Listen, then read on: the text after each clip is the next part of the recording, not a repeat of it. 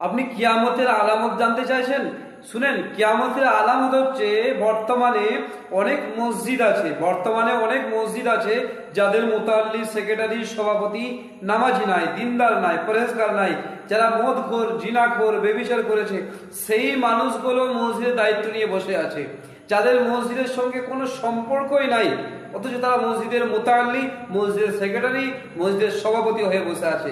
এটাই হচ্ছে কিয়ামতের সব থেকে বড় আলামত, বলছেন মিজানুর রহমান আজহারী। যিনি মসজিদের সভাপতি হওয়ার যোগ্য, তারে না বসিয়ে, যার নামাজ নাই, যার ওযু নাই, যার রোজা নাই, তারা যদি বসিয়ে দেওয়া হয়, এটাই কিয়ামতের আলামত। চিল্লা এখন ঠিক কিনা?